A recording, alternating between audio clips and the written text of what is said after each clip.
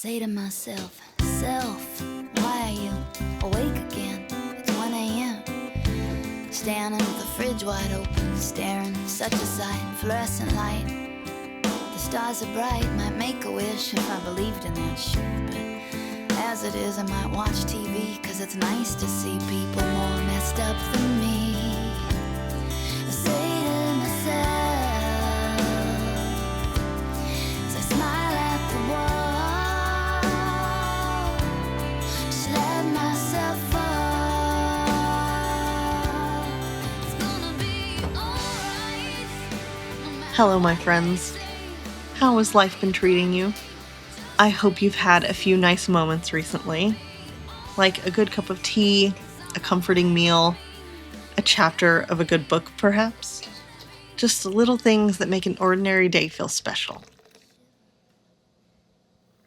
Over the past several months, I've found myself becoming increasingly interested in the little things that fill an ordinary day. The things we read, the things we collect, the rituals we return to, and the habits that slowly become part of who we are. For me, one of those has been the Good newspaper. Now, before you ask, yes, people still make newspapers. This one is filled entirely with positive news stories from around the world, which feels surprisingly refreshing these days.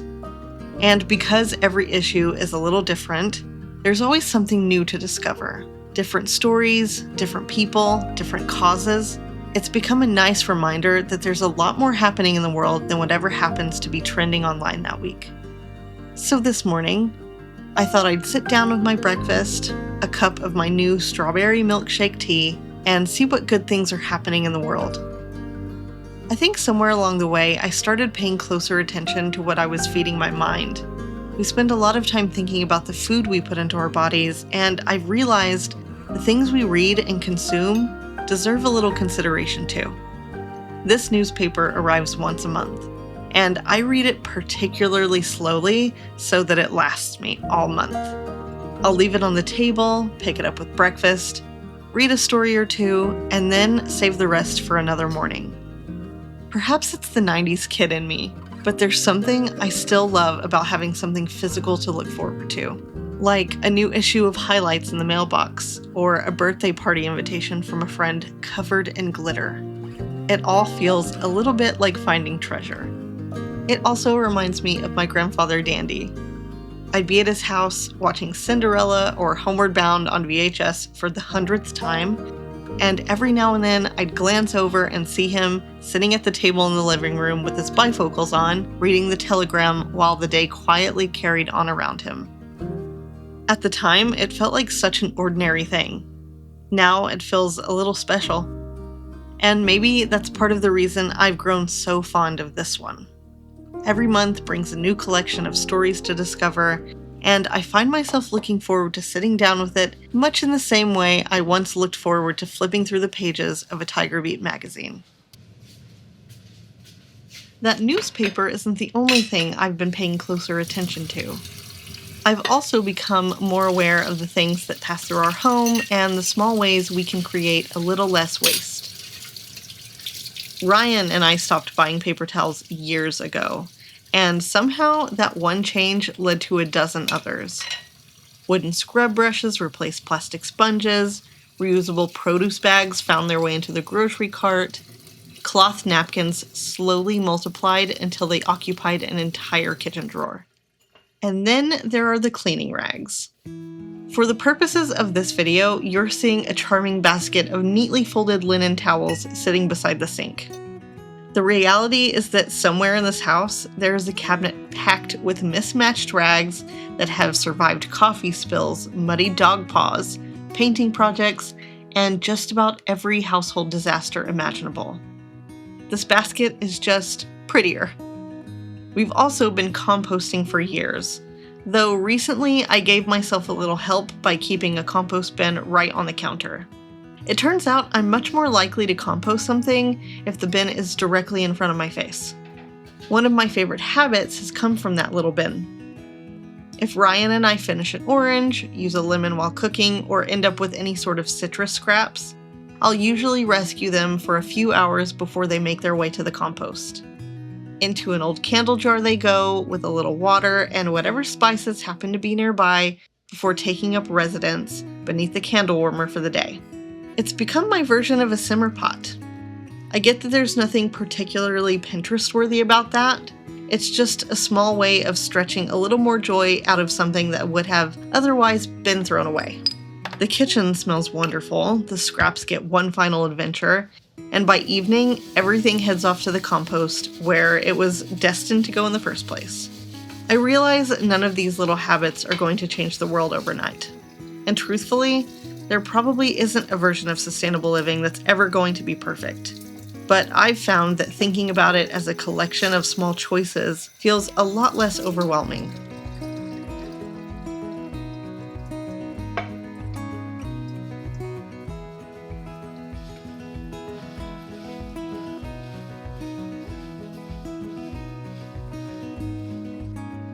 Another one of those swaps has been my toothbrush from Sookie.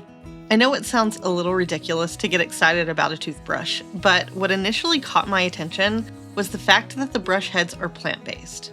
Most toothbrush heads are made from plastic, and when you're finished with these, Sookie has a recycling program where you can send them back to be recycled.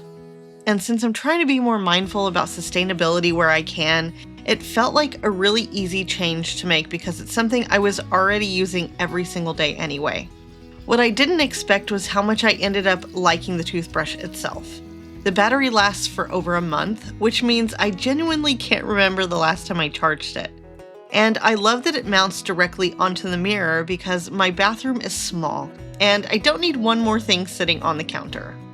The toothbrush itself has a slim aluminum body, so it doesn't feel like another bulky plastic gadget living in my bathroom, and even the travel case has a built-in UVC cleaning light, which is one of those features I definitely didn't know I needed until I had it. It's just one of these products that fits really naturally into my life because I'm already brushing my teeth twice a day anyway, and I really appreciate that it aligns with some of the other changes I've been trying to make in my life, while also genuinely being really great to use. If you would like to try Sookie for yourself, use my code Shelby15 to get an extra 15% off Sookie. You'll see why I love it so much. I'll also have a link down in the description, and you can scan the QR code on the screen if it's easier. I want to thank Sookie so much for sponsoring today's video.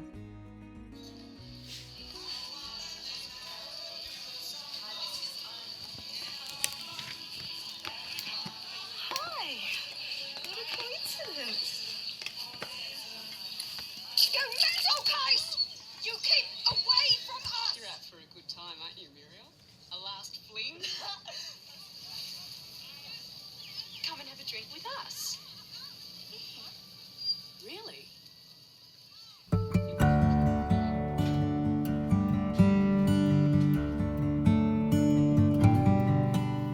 I think we've all been sold a very strange idea that adulthood is supposed to be serious. At least, that's how it feels sometimes. Like, eventually we're supposed to trade our curiosities and all of our little treasures for matching storage bins. I've never really had much interest in that. I like living with things that make me happy. And when I look around my house, that's most of what I see. Books I've read and books I'm definitely going to read someday. Paintings that followed me home from antique stores. Tiny treasures that probably mean nothing to anyone else. I know there are people who find it all a bit chaotic. Personally, I find it comforting. I like looking around and seeing evidence of my own life everywhere. The things that I've made, the things I've collected, the things I've been gifted, and the things that I've loved enough to keep. Maybe that's why I keep adding to it. Not because the house is asking for another detail.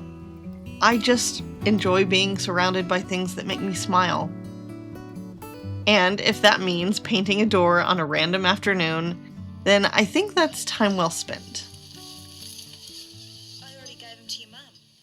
Although, in fairness, some of my favorite additions to the house have been a little more unconventional than a painted door.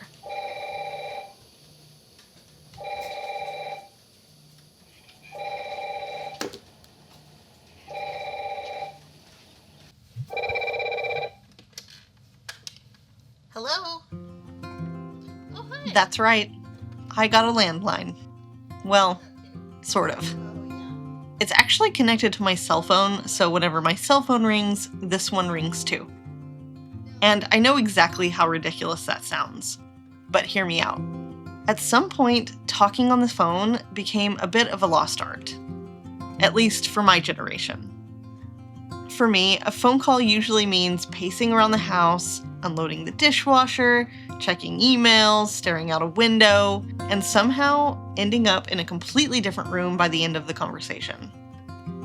I realized I wasn't really slowing down long enough to talk to the people that I love, especially the ones that live far away. So when this phone rings, I try to treat it differently. I sit down, I settle in, I have the conversation, which is how I ended up spending money to make my cell phone behave more like a landline. That phone is so much fun.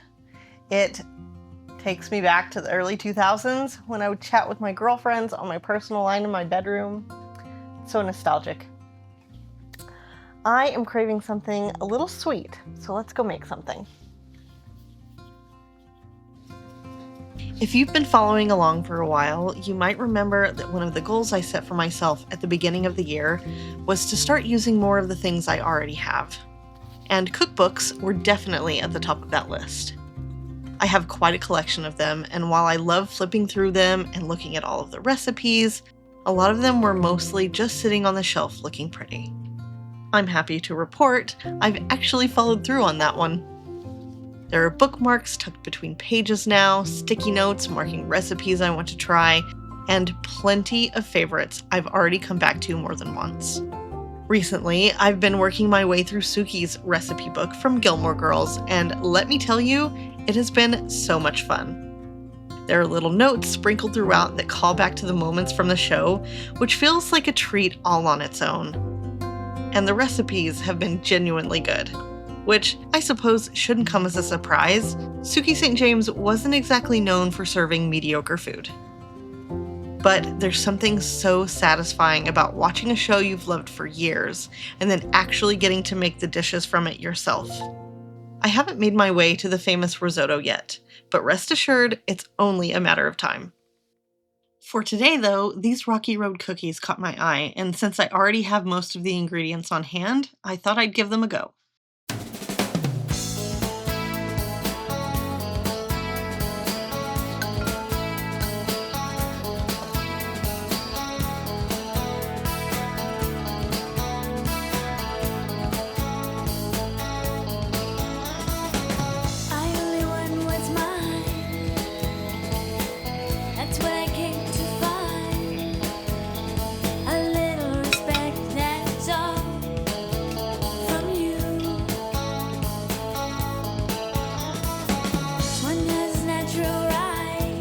So it calls for vanilla extract, as most recipes do when baking.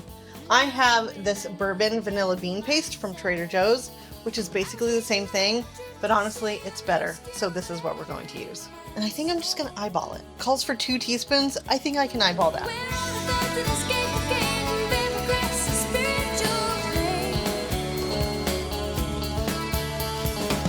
Just like I said before, I've got the right to ignore the ruin in myself if it wrongs change. So the recipe calls for Dutch processed cocoa powder, which is what makes Oreo cookies. And I don't have any of that. If you know where to get some, let me know. I can never find it, and it's the best cocoa powder you can find. So we're just gonna have to use regular today.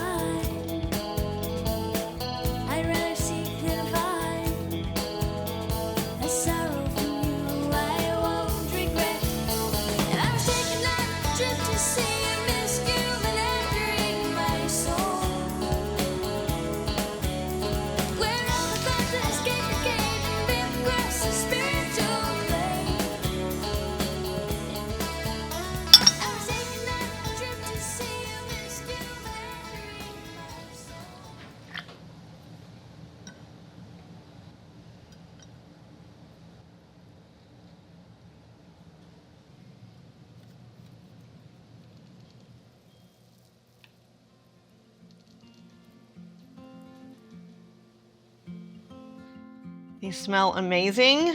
Let's give them a try. Ooh, they're so gooey. I don't even know where to begin. Oh my gosh.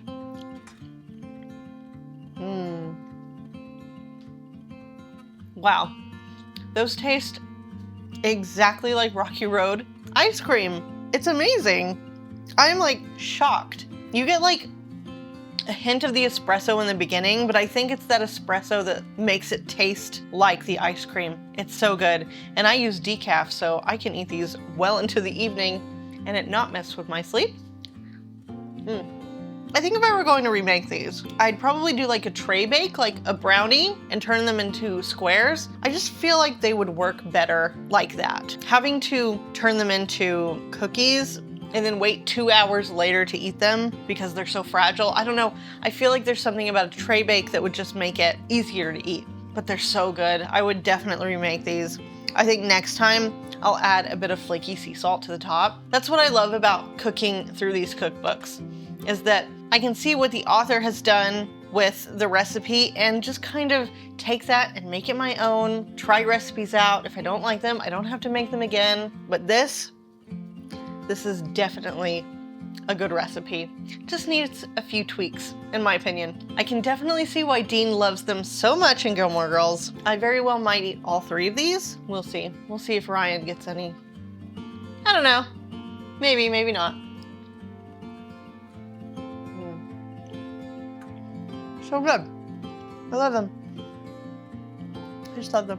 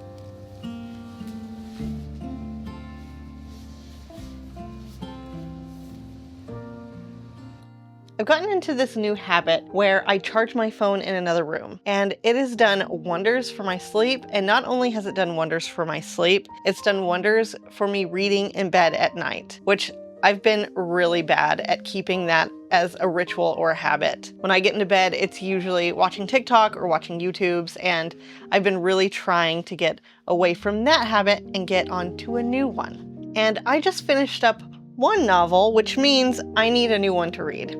And I have a very large stack to choose my next read from. So I thought I'd share with you what I have, and maybe by the end of my talking to you, I'll have a decision made. Now, of course, I went shopping at Barnes & Noble and bought so many books. I have such a bad habit of buying so many books and all at once. It's kind of a problem. But just know that I do have intentions of reading them. And then I went shopping my own bookshelves as well, because like I said, I buy stacks of books and then I bring them home and I don't really read them. So let's get started. I'm trying to challenge myself this summer by reading a whole bunch of different genres that I wouldn't normally gravitate toward. So they're kind of a melting pot of different genres that I picked up. I went into the horror section, I went into the fantasy section, went into the contemporary section, and I'm really excited for everything that I have in front of me. Starting with All's Well by Mona Awad. This is a book about a theater professor living with chronic pain whose life becomes very strange after she's incredibly determined to put on a Shakespeare play. It looks like it's kind of funny, which I honestly don't read a lot of books with humor in them, so I'm kind of excited about this. Next up, I purchased The Vanishing Cherry Blossom Bookshop. This sounds like one of those novels that's just really going to pull on the heartstrings or really leave a lasting impression on me. It is about a bookshop that only appears during the fleeting cherry blossom season. It's about the mysterious young owner and her cat that patiently await the arrival of souls in need of solace and healing. It sounds like a very cozy, heartwarming read, and it's very small, which I feel like I could read within a night or two. I don't know if I'm really ready to get into a smaller book right now. I like to sit with books for a while and really let them steep in my mind. And I'm such a mood reader, so I don't think this is going to be the pick for today, but it might be my next one because it sounds very intriguing. Speaking of heartwarming stories, I picked up Theo of Golden, and what the synopsis on the back tells me that this is going to be incredibly heartwarming. This is about a boy named Theo, or a guy named Theo, that visits a local coffee shop, and he sees all these pencil portraits hanging on the walls. Turns out they're portraits of the people that live in Golden. They're done by a local artist, and he begins purchasing them only to give them back to the people that they so rightfully belong to. And when he starts giving these portraits back to these people, he starts to make friends and learns about their lives and their stories, and it just sounds like such a heartwarming read. I think this might be a strong contender for tonight, but I just need a refresher on the last three that I have in front of me. Like I said, I'm trying to challenge myself this summer and read some things that I wouldn't read normally. I normally gravitate toward fantasy or historical fiction, and this one really stood out to me because I've heard so much about it. It's Stoner by John Williams. I'm sure many of you have read this. This is considered now an American classic. I've never read this before, and if you haven't read it before, let me give you the synopsis. This book is about a man that becomes an English professor, gets married, has children, goes through all the ups and downs of life. People absolutely adore this book, so I'm curious to see what all of the fuss is about. If you've read this, please leave a comment letting me know if you liked it. Really, what is all the fuss about this book? I don't think this is going to be my read for tonight, but I guess I'm just a little apprehensive. Summerween is coming up, and when I went to Barnes & Noble the other day, I made it a point to try and find books that would intrigue me and get me in the mood for Summerween. Not only is Summerween coming up, but Halloween is coming up in about 140 days, and this is about the time that I start craving the weather, the spookiness, the gothic vibes, everything about Halloween. And this year I've actually decided to celebrate Summerween, so I needed a book to go along with me. I picked up Bluebeard's Castle. If you have seen the movie The Love Witch, this is a novel written by the woman that created that movie. And it sounds so intriguing to me. I mean, look at this cover. It reminds me of those old romance novels from the 80s, and it just looks like it has the best spooky gothic vibes. I think that this book is slightly on the risque side, which I'm kind of a sucker for romance, even if it's a little bit spicy. Let me tell you what it's about. This is a gothic romance about a woman who gets swept off her feet by an older, strange gentleman. She then moves into his castle, and of course, things start to ensue. She starts to uncover mysteries and secrets. I've heard that it's equal parts fairy tale, psychological thriller, and of course, it's very heavy on the romance. So I think I'm going to save this one for Summerween specifically. I just wanted to share it with you tonight. And then I picked up Yesteryear. If you haven't heard of this novel, then you've probably been living under a rock. This is about a tradwife influencer who suddenly finds herself living in the 1800s, and then she discovers that the lifestyle she's been romanticizing online is a little bit different when you actually start living it. From what I've heard, this book is pretty controversial. There are people that love it, there are people that hate it. Some people say that they couldn't relate to any of the characters and all the characters were awful, but in my opinion, that's what makes a book really good. I just love a novel that presents you with really complex and interesting characters, so I'm very excited to read this one. Now, here comes the part where I have to choose. I think I'm going to hop on the hype train and I'm going to read Yesteryear. I don't want it to lose steam and cultural relevance, so I'm going to read this now, I think. Yeah, I think I'm going to read this one. I'm very excited. If you've read this already, leave me a comment on whether or not you liked it or you hate it. No spoilers, please. It's probably going to take me about a week or so to read this, but I'm very excited to dive into this. Well, everyone, that is the video for today. I hope that you've enjoyed it. I've really enjoyed making this one for you. It was very chill and I felt relaxed making it, and I felt like there was no pressure to get this one done for you guys. Thank you again so much for watching. Stay tuned next week for my next video. It's a big one. I hope you enjoy it. And with that, I'm going to dive right on into this book. See you in my next video. Bye, friends.